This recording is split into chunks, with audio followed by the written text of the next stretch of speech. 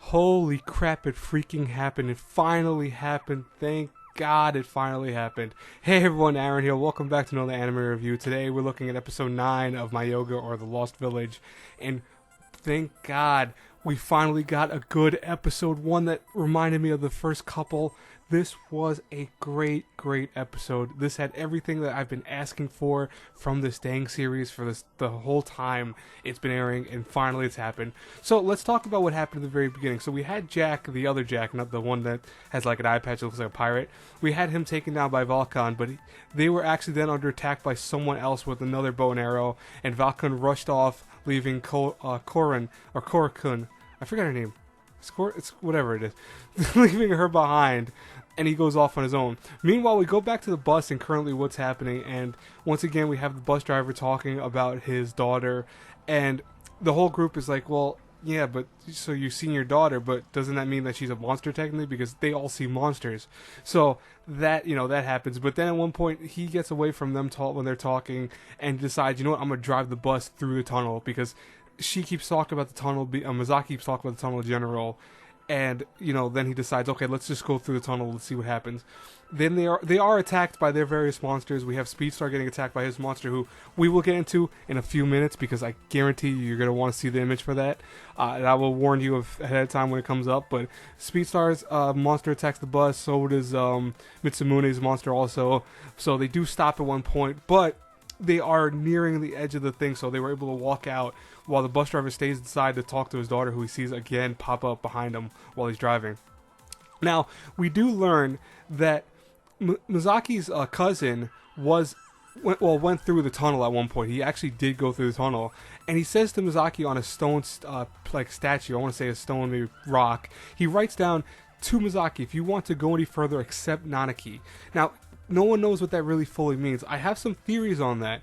I think most likely that means that if they really want to see the true Nanaki village, the true, I guess, better place, they have to accept that what Nanaki is kind of a stepping ground. And this kind of leads into the limbo. Maybe these characters really are dead, and maybe they all committed suicide and right now are stuck in limbo. This kind of goes back to that, and I think that this is a good possibility that this shows right here that is possible, that the only way for them to move forward is to accept what they have currently. And by that, Nanaki Village is the Lost Village. So most likely, if they haven't accepted their fears and their kind of trepidations and the trials that they have in that village, they won't be able to move on past this village, because as it comes up right now, we see what this village looks like. It looks like a kind of similar setup as the other village, but a bit more Silent Hill-esque. It's actually really creepy looking. We have our characters walking through. They do separate at one point because Mizaki claims, quote-unquote, to have to go to the bathroom, but she actually runs off when they don't see it. Now, this actually leads to, a good scene between Mitsumune and Speedstar, his friend, Hayata-kun, I think his actual name is. And they talk about what makes Hayata's kind of fear, his big fear, and that's actually, get ready folks, this is actually kind of creepy, that when I saw this image, I actually went, holy crap, oh my god, it's so creepy looking. This is going to be the thumbnail, by the way. This is going to be the thumbnail. I have to show it because this shows Mayoiga has some heart into it. It has some fear factor into it. It's so awesome that they put this in there. But what's really important about this is the reason he sees his grandmother, who, yeah, that's what his grandmother looks like, is because as a child, we learned that Hayato was kind of trained to be a kind of puppet. He was meant to, his mom dressed him in different outfits, kind of paraded him around looking like he was prim and proper. His father wanted him to be always good at what his father was good at. And he was trying to rebel against that, and when he rebelled against that, he was thrown into the attic. And in the attic was where a picture of his grandmother was always at. And apparently his grandmother, who was going through Alzheimer's most likely, was put up into the attic all the time because the parents didn't want anyone to see, like the neighbors, to see the grandmother or their parent, their mother being like that. So it really kind of traumatized him to see this picture in a creepy attic, of his grandmother. Now, he does finally say to Hayato that, the reason I wanted to be your friend was because you were so damaged like me that I figured, okay, let me now get away from that by having my own puppet. So he's like the parents. He's actually making Mitsumune into a puppet, by trying to parading him around and always telling him what to do and how to do things. And that really hurts Mitsumune's feelings to the point that he runs off. Now, Mitsumune meets up Vakahan, but also he makes up with both of them actually end up meeting with their monsters. One is, again, Valken's monster is actually a kind of creepy thing that comes back as a blobish creature that it can keep coming around. It doesn't really look scary, but it's creepy in its own right because he slashes it in half and it just regrows and stuff like that and gets bigger.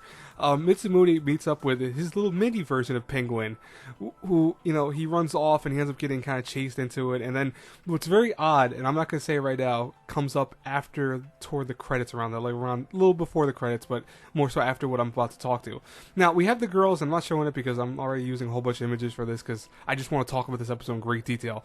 But we have Jack, the actual Jack, the serial killer one, attacking our group of girls while they go through the tunnel because they want to prove a point about the tunnel, like an experiment of sorts. And he's actually stopped by an unknown assailant. And I didn't show the picture of that because I want you guys to see it if you haven't seen it yourself. You probably have already, but that unknown assailant, I think I'm going to say it's Reggie, Masaki's cousin. So Reiji, I think it's actually how I pronounce it, is probably still in the village, and he probably is the one who just saved them because you didn't actually see what the guy looked like, but I kind of feel like it's going to be him most likely. Anyways, though, I kid you not, guys. Oh, man, it was such a great episode. This is the episode I've wanted from the Lost Village. Why could we have this before? There are a lot of people that have dropped this show because they've wanted episodes like this and they have not gotten it. And now we finally getting at episode 9 when there's only like 3 episodes left. And I'm like, no, why did it take this long? Well, that's a good sign, though. I mean, in one way, at least that means that the ending will be heading to maybe something good and proper. And I can only hope that episode 10 will be just as good as this one. I have a feeling it won't be, unfortunately, but I can only hope. But I want to talk about really fast the ending, and I'm not showing the scene, but we have Mitsumune who wakes up in a strange place, and you only see a ceiling light, and you see him on a bed. That's about it. You don't actually see anything else. And I didn't figure it's really worth showing that because it's like, well, it's really not an image you really need to imagine more than what it is I just told you. But so where is Mitsumune? Where is the group? What is going on? We'll find out episode 10, and I'll be there to review it with you guys. Anyways, guys and girls, I hope you enjoyed this review. Like, comment, share the videos, the whole 9. Have a great night. Bye bye, everyone.